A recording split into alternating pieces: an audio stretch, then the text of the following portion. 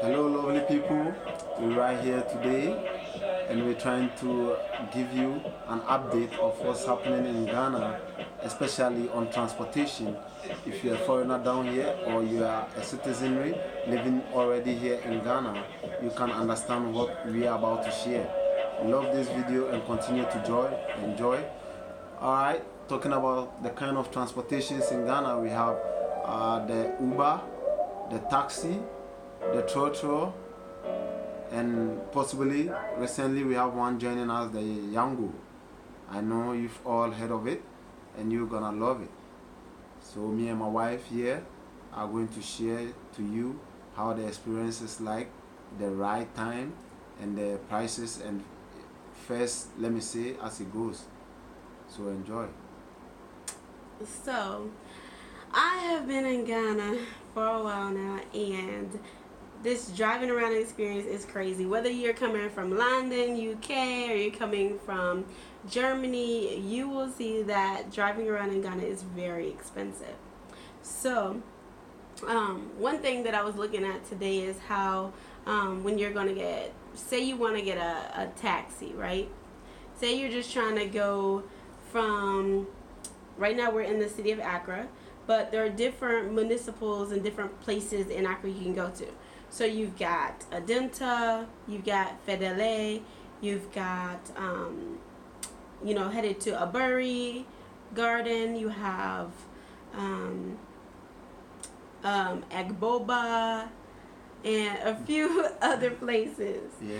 And my husband can explain the different places and about how expensive it can be, because we want to give you a general idea of how coming to Ghana, you really want to set yourself up for success when it comes to being able to travel and have transportation to go different places, or else you will be sitting in your hotel or your Airbnb really bored.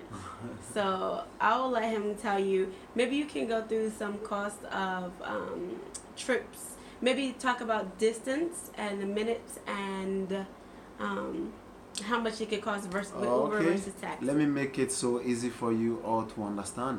With Uber or Yango, I believe it's very safe and secure, especially if you are the type that you easily forget stuff and you should have forgot something in that essence. You can have it back because you are rest assured the app is well handled. Like, they have their names of the driver, their identity cards, their phone numbers, everything. You can retrieve your stuff back if you have an Uber services or Yango services going on. Equally affects to the taxi too. Is safe, but here in the case sometimes I feel the taxi is a bit cheaper, whereby the reason is because you can bargain on fares depending on area location.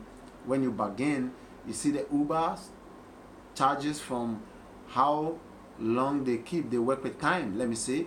And in the Ghanaian society, time is not something we are really much concerned about, if I may say, because you may give someone to meet at a place at 7 and the person will really come there at 7:30 and will say, oh, it was traffic, it was due to traffic, it was this, and they will be giving a whole lot of excuses. But to make it easy, with a taxi you can bargain your fare no matter how long it stays in traffic or how long you delay on the road. You're gonna pay the same fare which you bargain on. But Uber fares rises when you keep delaying. When it gets stuck in the traffic, a go slow situation, the price will rise and it will make you feel very uncomfortable. But at the end of the day, I feel Uber and Yango is just very safe for any road user, especially the foreigners at least having vacations here or coming to visit on tourism. You enjoy Uber and Yango, right? So that's a little bit of an aspect I can talk to you about safety of, and the price here. So let me say, when you're coming from a distance of spin test to somewhere like Hacho or Agboba, an Uber can charge you at a fare of about 50 to 55 cedis, right?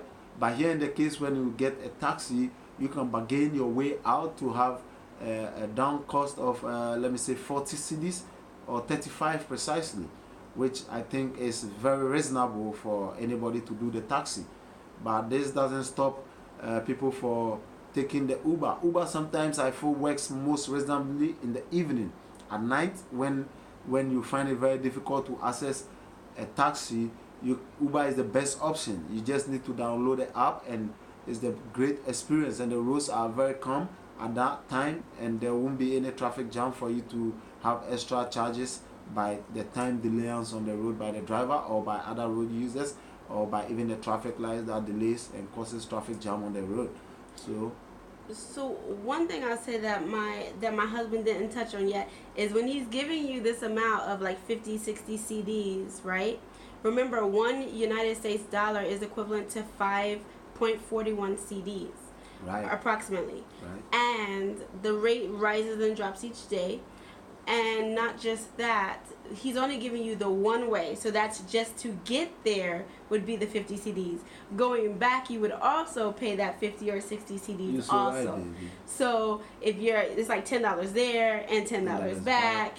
And then when you're going, so that's one place you went to. But say you have several rounds to do, several things you're wanting to do in the day. Yeah. Just imagine if you go 3 places in that day. In that day, you spent already 20 there and back, and that's times 3, $60 in just transportation. So if daily you're spending $60 on transportation, say in a week's time you've already spent $420. So it's not that cheap in Ghana when it comes to Not transportation. Not at all. Now, another form that he talked about that he didn't really hit on was the trotro. Trotro is another form of transportation, but I will tell you, for me, I don't take trotro. I believe that it is dangerous because the vehicles are not well maintained, and the tires could fall off. Anything could happen. An oil leak, a tire fly off, and you're sitting on the side of the road, and there's been many accidents with the trotro, and that's why I say it's not safe. If you look online, you'll see many videos where people have posted with the accidents that have happened in the trotro, and they are devastating. Lives are lost, people are gone. It is one of the main means of transportation in Africa, in West Africa, but it's not a secure way to go. Okay. People here, they live by grace. I mean, obviously they're still here, but they must be living by grace. And my other thing with trotro is that when people are thinking they're saving money with the trotro, you could also be paying the same amount as a taxi, because here we came from Accra to Tema, and from Accra to Tema on the trotro, you will pay 5 CDs and 5 CDs, 10 CDs. Right? But then you will catch another bus to get to your location, and that could be another 5 CDs and 5 CDs. So if you're going to be paying, out 20 CDs to get to that place, you might as well have taken the taxi, which the taxi could have cost you anywhere from 20 to 30 CDs to get there. So to me, it's comparable in the same price to ride trotro versus the taxi, but the taxi is always going to be the most safer option. And what he was trying to tell you the most about Uber is that he feels like, with the Uber, if you were to lose something being a tourist and leave it in the car, you're going to be able to get that item back. But if you were with the taxi, you gotta finding that taxi driver is like finding a needle in a haystack, because there are over 100 taxis right out here sitting on the road. Right. But I'll take a thing on my wife's statement on the trotro. Trotro is one form of transportation I've been on all my life, and I bet you it's a great experience, which I will not say everything has its own effects, side effects. It has its advantage and disadvantage. Let me be precise. So taxis do have accident, trotro do have accident, Uber do have accident. Mostly depends on the driver who is behind the steer wheels, controlling the car, the steer to your safety. License. So at the end of the day, you need to make sure when the driver is overspeeding or something on the trotro, you have a voice to speak up. Oh, driver, can you please reduce that speed? You're overtaking too much. You're overspeeding too much. Just talk on a very nice note. We are all human beings, and they will understand. But you can't judge it from the point that a trotro is just unsafe. It's equally safe. But do trotro drivers have a license? Mostly, people think they don't, but I believe they do. If they don't, The police are there to check them. The DVLA is there to check them day to day on the road. So I believe they do, because once they're done, they can't be on the road. Every road user have a responsibility to share. So if you've not been licensed, I don't believe you can have the right to be on the road. So the trotro is equally safe, and it saves a little money. But what I can tell you it doesn't save is time. The trotro doesn't save time. If you want as fast as 30 minutes to get to Tema, trotro will take you like 1 hour 30 minutes. Trust me.